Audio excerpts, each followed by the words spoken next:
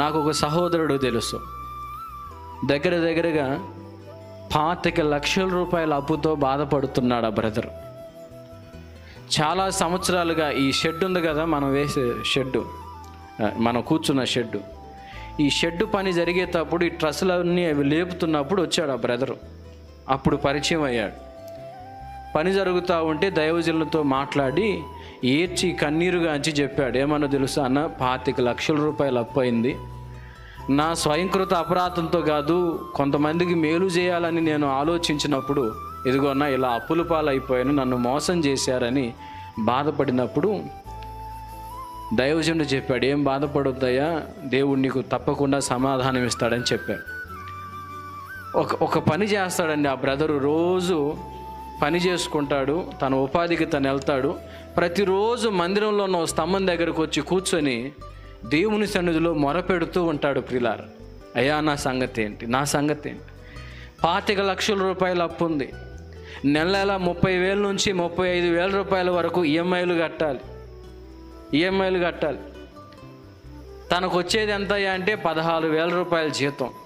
ఈ 16,000 రూపాయలతో 35,000 ఆ లోన్లు కట్టి మళ్ళా ఇంటికి అద్దె కట్టుకొని కుటుంబాన్ని నడిపించుకోవాలి. పిల్లలు, కుటుంబం అంతా వ్యవస్థ ఉంది. ఒక్కసారి ఆలోచన చేయండి.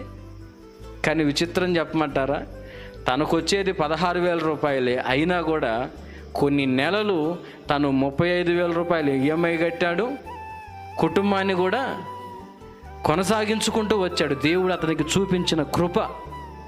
అయితే జరిగిన అద్భుతం ఏంటో చెప్తున్నాను వినండి. ఒంగోలులో ఎక్కడో ఉద్యోగం అవకాశం ఉంది అంటే, మంచి చదువుకున్నాడు బ్రదరు. ఒంగోలు ఎక్కడో ఒక మంచి ఉద్యోగం అవకాశం ఉందంటే వెళ్ళాడట. వెళితే వాళ్ళు అనుకున్న అంచనాల కంటే ఇతను ఎక్కువ చదివాడు. ఇంట్రెస్ట్గా వింటున్నారా ఎంతమంది? బెల్లు బ్రేక్ లేకుండా చెప్పుకుంటూ పోతున్నాను, మీకు ఎక్కుతుందో లేదో మళ్ళీ చెయ్యొద్దండి. ఓకేనా? ఉన్నారా? ఇంట్రెస్ట్గా ఉన్నారా? వింటున్నారా? లైవ్లో ఉన్నవారు ఉన్నారా? లైన్లో ఉన్నారా? జాగ్రత్తగా వినండి. ఎక్కువసేపు చెప్పను, కొద్ది మాటలు చెప్పి ముగిస్తాను. నిజం, ఎక్కడో ఒంగోలులో అవకాశం ఉందంటే వెళ్ళాడు. వాళ్ళు అంచనా వేసిన దానికంటే మంచిగా ఇతను చదువు ఉంది, ఇతని ఏమంటారు క్వాలిఫికేషన్ ఉంది, మంచి చదువుకున్నాడు. సరిగా అన్నీ ఓకే అనుకున్నారు. ఏదో ఒక 20,000 రూపాయలు 25,000 రూపాయలు ఉద్యోగం, ప్రస్తుతానికి 16,000 రూపాయలు ఉద్యోగం చేస్తున్నాడు. అక్కడ ఒక 20,000-25,000 వచ్చే అవకాశం ఉంది. సరే ఇక వెళదాం అన్నట్లుగా ఆలోచన చేసుకొని వాళ్ళు తర్వాత మేము చెప్తాం, మీరు జాయిన్ అవ్వండి, మీకు జాబ్ కన్ఫర్మే అన్నారు. బస్సు ఎక్కి వస్తున్నాడు అంటే ఇంటికి. బస్సు ఎక్కి వస్తుంటే దేవుడు తనతో మాట్లాడుతున్న ఒక ప్రేరణ తనకు కలుగుతూ ఉంది. అరే అబ్బాయి, చిన్నోడా, ఎందుకు నువ్వు హడావిడి పడుతున్నావు?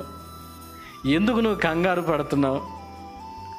నువ్వు ప్రశాంతంగా ఉండు, నీ గురించి నేను ఆలోచిస్తున్నా. నువ్వు నాకు తెలుసు, నీ సమస్య, నీకు ఉద్యోగం లేదన్న సంగతి తెలుసు, నీకు 25 లక్షల రూపాయలు అప్పయిందన్న సంగతి తెలుసు, నువ్వు కుటుంబాన్ని నడిపించుకోవటం ఇబ్బంది పడుతున్నావన్న సంగతి తెలుసు, నువ్వు ప్రశాంతంగా ఉండు అని ఒక ప్రేరణ కలుగుతుంది. ఆయన ఏమో ప్రభువా ఈ 16,000 కంటే అది కొంచెం బెటర్ కదా, వెళ్దాంలన్నట్టు ఆయన ఉంటే దేవుడు మాట్లాడుతున్నాడు. ఇంటికి వచ్చాడు. ఇక దేవుడు మాట్లాడాడు కాబట్టి నేను వెళ్ళనని తీర్మానం చేసుకున్నారు. వాళ్ళు ఫోన్లు చేశారు, ఇంట్లో వాళ్ళు కూడా చెప్పారు, ఏమయ్యా వెళ్ళొచ్చు కదా, ఇప్పుడున్న దానికంటే కొంచెం ఎక్కువైన జీతమే కదా, వెళ్ళొచ్చు కదా అంటే, లేదు నేను ఆలోచించటం కాదు, నా కోసం ప్రభు ఎక్కడో ప్రణాళికలు రచిస్తున్నాడు, ఎక్కడో దేవుడు కదిలిస్తున్నాడు, కార్యాలు జరిగిస్తున్నాడు. ఒక టైం వస్తుంది, అప్పుడు అన్నీ ముందుకు తీసుకొని వస్తాడని విశ్వాసంతో తన కుటుంబీకులకు చెప్పుకుంటా ఉన్నాడు. ప్రియులారా, ఒక టైం వచ్చింది. ఒక కాలేజీ యాజమాన్యం వారు ఫోన్ చేశారు, నాయనా మాకు ఒక ప్రిన్సిపాల్ కావాలి, మరి పలానా వాళ్ళు ఉన్నారు కదా, నీకు తెలుసు కదా, వాళ్ళకి కాస్త చెబుతావా అని అడిగితే, వాళ్ళకు ఫోన్ చేసి, ఇతన్ని అడగలేదు, నువ్వు వస్తావని అడగలే, పలానా వాళ్ళు ఉన్నారు కదా, నీకు తెలుసు కదా, వాళ్ళని అడుగుతావా అన్నారట.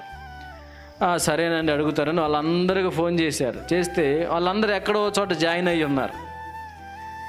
పలానా వాళ్ళు అందరూ జాయిన్ అయ్యి ఉన్నారండి, ఎవరు ఖాళీ లేదట అని చెప్పారు.